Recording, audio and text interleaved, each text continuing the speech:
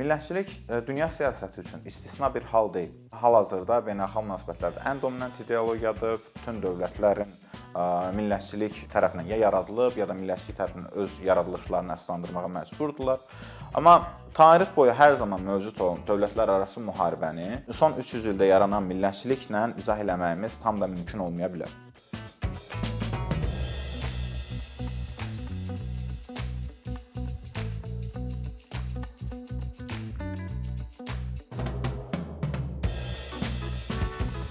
İstər siyasətçilər, istərsə də cəmiyyət arasında millətçilik sözünü eşitdikdə ilkin reaksiyalar birmənalı olmur və hətta daha çox mənfi fikirlərlə qarşılaşdığımızı deyə bilərik.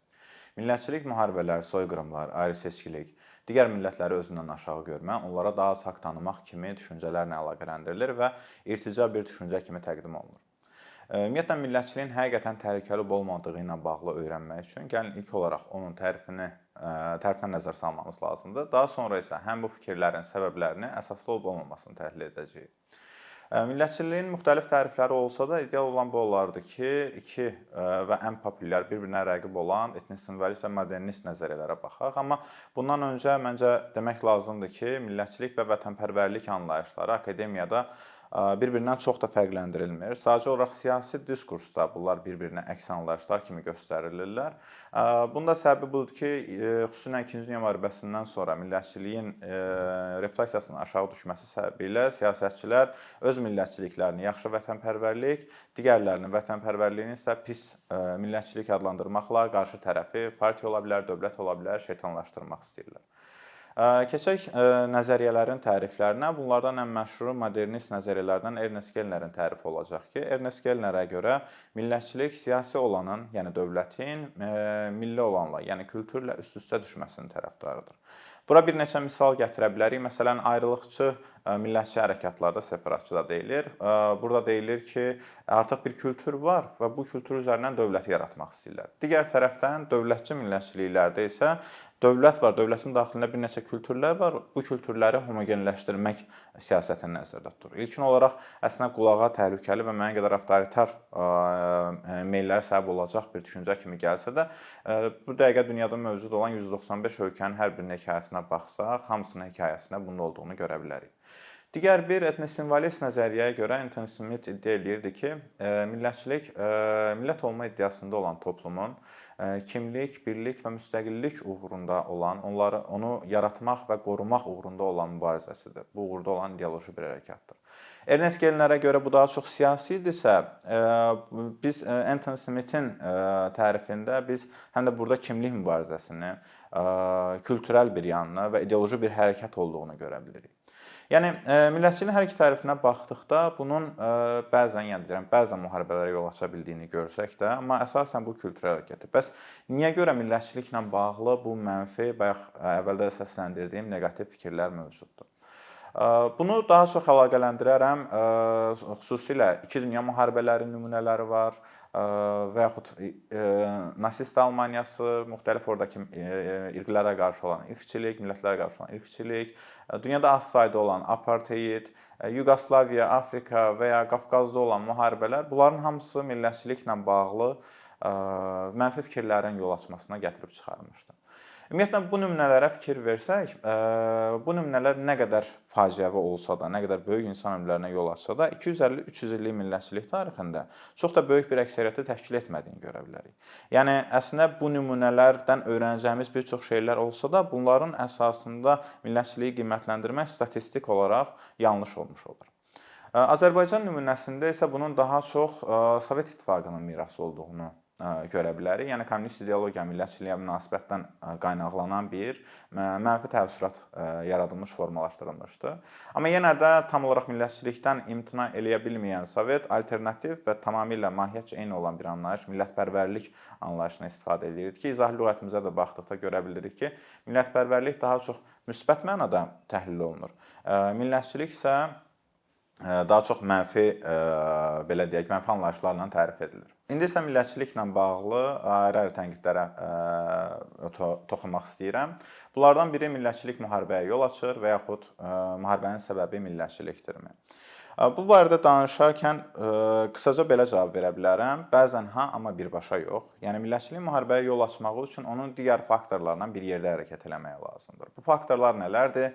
Revanşizm ola bilər, elitlərin şəxsi maraqları üçün manipulyasiyası ola bilər və yaxud təbii sərvətlər uğrunda mübarizələr ola bilər. Bunlar artıq millətçiliklə birgə hərəkətə keçib müharibəyə yol aça bilərlər. Amma digər tərəfdən də nəzərdə saxlamamız lazımdır ki, millətçilik dünya siyasəti üçün istisna bir hal deyil.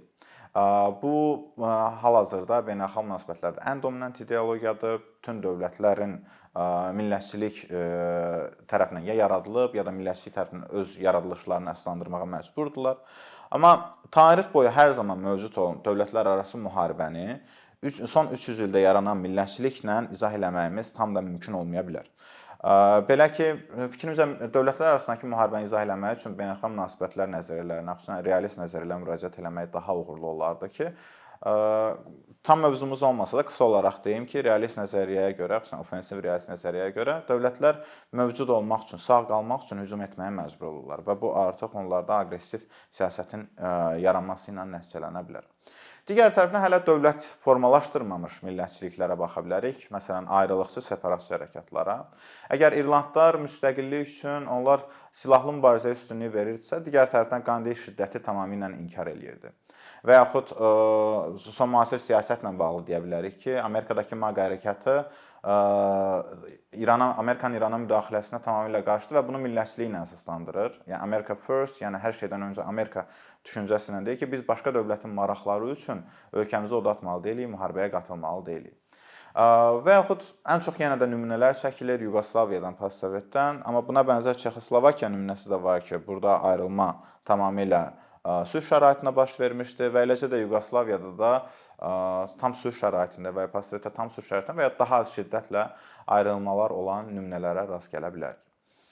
Amma millətçiliyin müharibələrin mahiyyətini dəyişdiyini də deyə bilərik. Bunun ən böyük səbəblərindən biri budur ki, əgər əvvəllər dövlətlərin arasındakı müharibələr kralların bir-biri ilə müharibələri, zadəganların müharibələri idisə, hal-hazırda millətçiliyin müharibələri bu daha çox mənə qədər belə deyək, müharibələri demokratikləşdirdi. Nə mənada? Əvvəllər əgər bu zadəganların, elitanın müharibəsi idisə, indi artıq bu tam dövlətləşmiş bir millətin müharibələrdir və buna görə də təəssüf ki, bu müharibələr daha çox sivillərin ölümünə yol açır və daha çox insanın müharibəyə səfərbər olması ilə nəticələnmişdir.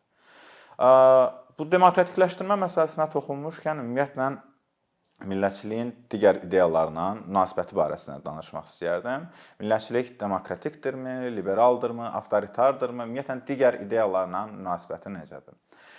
İlkin təriflərə baxsaq, əksər belə deyək, millətşünaslıq alimləri deyir ki, millətçilik modernizmin nəticəsidir. Laya Greenfield və digərləri də var ki, bunlar artıq modernizmi əslində millətçiliyin nəticəsi olaraq görürlər. Məsələn, Greenfield iddia eləyirdi ki, müəyyən ibtidai elementlərin olmağına baxmayaraq, millətçilik bəzi modern anlayışların da yaranmasına gətirib çıxarmışdı. Məsələn, rifah dövləti anlayışı, məsələn, ümumi icbari təhsil anlayışı və ya bir neçə demokratik idealları bura nümunə gətirə bilərik. Demokratiya yol açması və bu aradakı əlaqədən danışmaq istəyirəm. Ümumiyyətlə, demokratiyanın ən qısa tərifinə baxsaq nədir?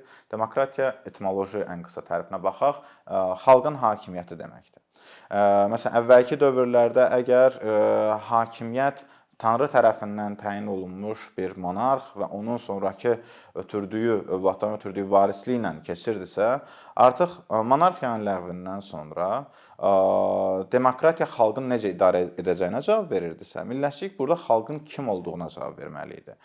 Sürətlə dəyişən sərhədlər dövründə xalqın kim olduğunu sərhədləmək yenə də lazım olurdu və bu, belə deyək, açıq sərhədlər, daimi olaraq xalqın aid olan üzvlərin dəyişkənliyi demokratiyanın cavab verə bilməyəcəyi bir sorğudur. Çünki seçici qüvvəsi daimi olaraq dəyişir və burada vergi verən və bu vergilərdən yararlanan insanlar da dəyişmiş ola bilər. Yəni, xalq anlayışından danışmışkən millətçinin buradakı vəzifəsi odur ki, elə bir seçici bir xalq formalaşdırsın ki, aralarında güvən olsun, sosial kapital yüksək olsun və insanlar məhbus dilemmasındakı kimi bir-birindən daimi olaraq güvənsizlik içərisində yaşamalı olmasınlar. Millətçilik və demokratiyanın demokratiyanın əldə olduğu ən böyük nümunələr 1848 inqilabları ola bilər, 1918-dən sonra yaranan dövlətlər ola bilər və 1989 millətçi hərəkatları, xüsusən də Sovet İttifaqı dövlətinə qarşı olan həmin millətçi hərəkatları nümunə gətirə bilər. Millətçi və demokratiyanın bir arada hərəkət elədiyi nümunələr çox olsa da və ümumiyyətlə belə deyək, əslində mahiyyəti etibarilə də oxşarlıqlar olsa da, eyni şey tam olaraq liberalizmlə bağlı deyə bilmirik. Yəni, baxmayaraq ki, yenə də bu ideallarda birlikdə 19-cu əsrdə xüsusilə əldə olublar. John Stuart Mill, Ernest Renan, Giuseppe Mazzini kimi ortaq filosofları, siyasi politoloqlar var, amma yenə də mahiyyəti etibarilə fərqlidirlər. Çünki millətçilik milləti, liberalizm isə fərdi önə çəkir. Və millətçiliyin əvvəlindən, nə bilim, vətəndaş, sivil, liberal kimi təyinləri çıxarsaq, millətçilik hər zaman ən, belə deyək, böhranlı vəziyyətdə o artıq milləti önə çəkir, milli maraqları önə çəkir fərdin qarşısında. Bu, bir çox hallarda avtoritar liderlərə sərf eləyir, çünki onlar bunu xarakterinə istifadə edə bilər, millətçiliyi rahat şəkildə istismar edə bilirlər, fərdi hüquqları boğmaq üçün və s. və ilaxır. Amma digər tərəfdən baxdıqda bu həmişə haqsızdırmı? Yenə də bu mübahisəli bir mövzu, çünki bəzən müharibə vəziyyətində baxırıq ki, burada insanın yaşama hüququnu qorumaq üçün digər hüquqların qısıtlanması bəzən həqiqətən də rasional qərar ola bilər. Millətçiliyin digər ideallarla münasibətlərinə baxdıqda, məsələn, xüsusilə Şərqi Avropa və Qərbi Avropa fərqini demək istəyərəm. Şərqi Avropadakı anti-miqrant millətçilik daha çox xristian dəyərlərinə söykənirsə, mühafizəkarlığa söykənirsə, Qərbi Avropadakı millətçilik isə həm də femo və homo millətçiliyidir. Yəni, onlar biz və onlar arasındakı fərqi göstərmək üçün yerli xalqın sahib olduğu milli dəyərlərə, qadın hüquqlarına və digər azlıqların hüquqlarına olan hörməti göstərirlər. Və ya digər tərəfdən hal-hazırda İranda olan milli hərəkatlar həm də müəyyən mənada feminist hərəkatlardır və ya sırf spesifik olaraq Güney Azərbaycan nümunəsinə baxsaq, Güney Azərbaycandakı millətçi hərəkat həm də çevrəçi, ətraf mühitçi bir hərəkatdır. Buna bənzər nümunələri Sovet İttifaqına qarşı olan Qazaxıstan və Baltikyanı ölkələrin millətçi hərəkatlarında da görə bilərdik. Və ya millətçiliyin sinfi belə deyək, məsələlərlə bağlı münasibətində biz görə bilərik ki, millətçilik sinifləri birləşdirməyi hədəfləyir. Yəni, hər hansısa bir siniflər arasında mübarizənin olduğuna inanmır. Amma xüsusilə 50, 60, 70-ci illərin postkolonial millətçiliyi daha çox həm də solçu millətçilikdir. Dinlə münasibəti də xüsusilə maraqlıdır. Millətçilik daha çox dinin öz nüfuzunu itirməsindən sonra ortaya çıxsa da, belə deyək, bəzi millətçi hərəkatlarda yenə də dinin rolunu görə bilirik. İrlandiyanın misalını verə bilərəm və yaxud bəzi dini hərəkatlar var ki, öz dövlətlərini qurduqdan sonra yenə təkrar millətçiliyə müraciət etməli olurlar. Bir tərəfdən millətçiliyin ən çox qınandığı milli ayrı-seçkilik, əslində digər tərəfdən də müxtəlif kimliklər üzərində ayrılmış insanları birləşdirməyə də hədəfləyir. Bu kimliklər regional kimlik ola bilər, sinfi kimliklər və yaxud dini kimliklər ola bilər ki, məsələn, millətçilik bu anlayışlar üzərində birləşdirməyə də hədəfləyir. Düşünə bilərik ki, insanları fərd anlayışı üzərindən də birləşdirmək olar. Yəni, bunun üçün hər hansısa bir kimliyə ehtiyac yoxdur. Amma təəssüf ki, belə olduqda insanlar bir-biri üçün səfərbər ola bilmir və bir-biri üçün fədakarlıqlar da edə bilmirlər. Və bayaq demokratiya anlayışı ilə bağlı bir məqamda əlavə eləmək istəyirəm. Millətçiliyin həm də demokratiyaya yol açan digər düşüncəsi də bundan ibarətdir ki, insanlar artıq milli özgüvən olduqda biz daha yaxşısına layiqik düşüncəsi ilə artıq daha çox hakimiyyətdən tələbkarlıq edirlər və daha çox şeyə nail olmaq istəyirlər. Bu, ola bilər rifahla və ya ola bilər azadlıqlarla bağlı olsun.